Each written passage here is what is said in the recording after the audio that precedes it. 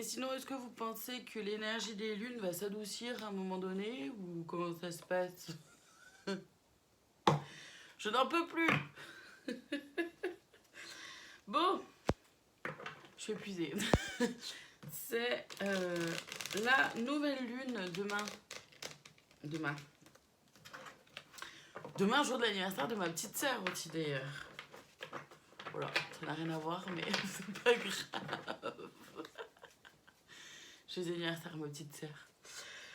Bon, allez, on va aller voir les énergies de la nouvelle lune du coup du 25 juin. Donc, pour ce faire, rappelez-vous, oui, que je ne détiens aucune vérité. Je suis fatiguée. Hein. Il n'est pas 6h du matin là quand je fais la vidéo. Voilà, pour info. Donc rappelez-vous que je ne détiens aucune vérité. Faites preuve de discernement. Prenez uniquement ce qui résonne en vous. Et si ça résonne en vous, c'est important. J'utilise les cartes chez moi, c'est de façon intuitive. Là, j'utilise un tarot d'ailleurs. Le tarot Téléma, je crois. Et je ne suis pas tarologue pour autant, d'accord? Donc celles et ceux qui connaissent le tarot, tant mieux. Ça vous donnera certainement des informations supplémentaires. Moi, c'est pas mon cas. Donc, ne me tombez pas dessus en me disant... c'est pas du tout ce que ça veut dire, cette carte. M'en fous. Je suis pas là pour ça. Bon, allez, on va voir les 3 premières. Le jugement. Ah bah voilà. La tempérance et la tour. Ben ok.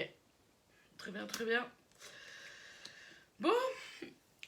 Concrètement, ça annonce, d'après ce que je ressens, hein, ça annonce vraiment une énergie où il est temps de se voir en face, ou de voir les choses en face, voir les choses telles qu'elles sont, les personnes telles qu'elles sont, et donc évidemment soi-même aussi. De voir ses propres peurs, de faire face à ça, à ses propres peurs. De prendre le temps, mais en même temps, on n'a plus trop le temps. Merci.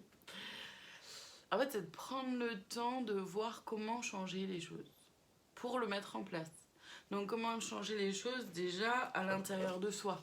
Qu'est-ce qui ne va pas avec qui je suis? Qu'est-ce qui fait que je ne suis pas alignée? Qu'est-ce qui dans mon mode de fonctionnement me dérange? Ou m'empêche d'avancer, ou m'empêche d'évoluer ou de comprendre telle ou telle chose. Et c'est ça en fait qu'il s'agit d'aller voir. De voir avec honnêteté, avec transparence envers soi-même. Je vais pas prendre tout ça parce que ça c'est tombé d'un coup, j'aime pas trop. Donc ouais, voir tout ça avec transparence et oser mettre en place des choses pour transformer. Cavalier de bâton, 10 d'épée, 9 d'épée. Ouais. Et la justice, il y a beaucoup d'épées. Parce qu'il y a une justice aussi avec l'épée. Oui, oui. Mais à la base, ce que je voulais dire, c'est qu'il y a une épée aussi sur la justice. Bon. Donc ouais, c'est vraiment oser avancer, oser prendre le taureau par les cornes, voir ses propres blessures, voir ses peurs, voir ce qui nous enferme dans un schéma soit répétitif ou un schéma quelconque qui fait qu'on n'est pas bien, on n'est pas à l'aise, on n'est pas voilà, comme je sais pas comment dire ça, on n'est pas au top quoi dans notre quotidien sur des choses qu'on aimerait évoluer. Ça peut être par rapport à notre corps, ça peut être par rapport à un quotidien qui nous convient pas, ça peut être par rapport à plein de choses. Ça dépend vraiment de chacun. Et en fait, c'est vraiment de pouvoir faire face à tout ça et ramener une forme d'équilibre. Ramener un équilibre à l'intérieur de soi, avec soi-même. Ne pas se laisser envahir. Je reprends cet exemple-là de la peur. Pas se laisser envahir par la peur, mais au contraire, prendre un peu de recul, réussir à prendre un peu de recul et se dire, ok, on va voir comment tout ça évolue et voir comment tout ça se met en place à l'intérieur de soi et voir comment on peut changer les choses pour aller vers du mieux-être en fait et une forme d'équilibre au quotidien. Je sais pas si c'est très clair ce que je raconte, mais en tout cas c'est comme ça que je le ressens. Ouais, c'est celui-là qui m'appelle. On va aller voir l'oracle du cri des âmes, ce qu'il a à nous dire Chaton, par contre, tu vas me gêner un petit peu. Accessoirement. Oui, accessoirement, tu vas me gêner un petit peu.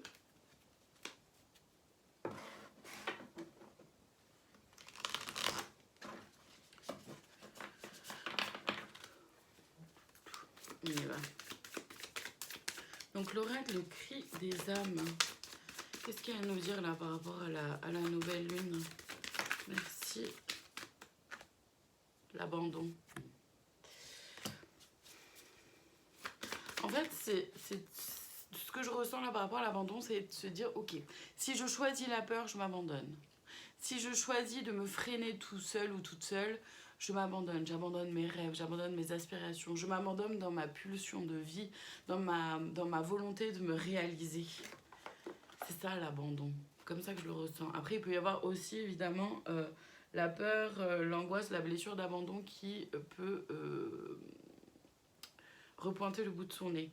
Le syndrome de l'imposteur, oui, avec, enfin, je ne vais pas le réexpliquer, hein, mais voilà, cette sensation-là de peut-être pas forcément avoir droit à ce que la vie nous offre, ou être suffisant ou suffisante pour je ne sais quoi. Et le mental, toujours cette question-là du mental égo, hein, qui nous rattrape, qui nous fait croire des choses absolument horribles, et qui nous empêche d'avancer sereinement, qui nous pollue l'esprit. C'est pour ça que j'avais cet exemple-là des peurs. Parce que oui, les peurs, quand elles arrivent et qu'elles nous attrapent, ah bah là, d'un seul coup, on n'est plus capable de rien, et non, tu vas pas y arriver. Et là aussi, il y a le syndrome de l'imposteur, ceci dit, qui pointe le bout de son nez aussi comme ça. Donc, c'est vraiment important de prendre du recul par rapport à votre petite voix intérieure, par rapport à soi-même, et oser se voir en face sur vraiment qui vous êtes, sur ce que vous êtes capable de faire ou pas. Ça veut pas dire se prendre pour ce qu'on n'est pas, c'est pas ça l'idée non plus, hein. C'est juste de dire, ok, j'aimerais réaliser tel projet, j'ai un manque de connaissances ou de savoir par rapport à telle ou telle chose, est-ce que je peux me former à ça, est-ce que j'en ai envie, est-ce que j'en ai les moyens? Sinon, auprès de quoi, de quel organisme ou de quelle personne est-ce que je peux faire confiance pour pouvoir gérer ça à ma place, m'apporter des réponses, etc. dont j'ai besoin.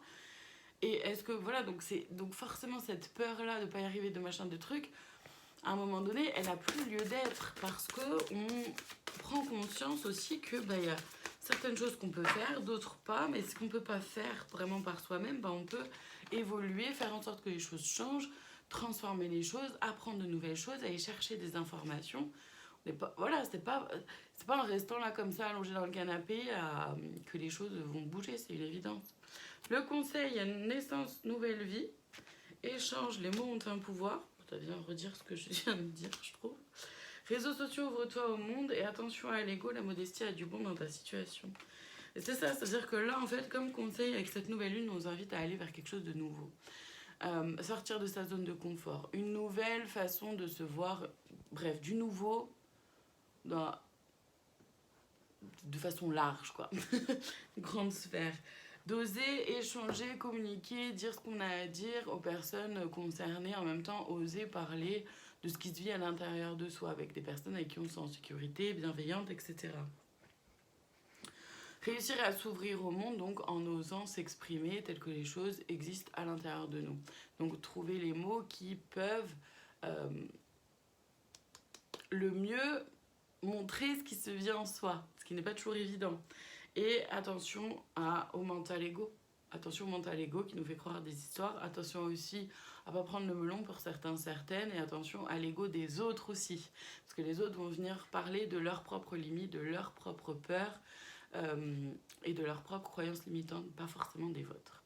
Voilà pour cette guidance. Je vous remercie infiniment de votre présence. Je vous dis à très bientôt pour d'autres guidances. Prenez soin de vous.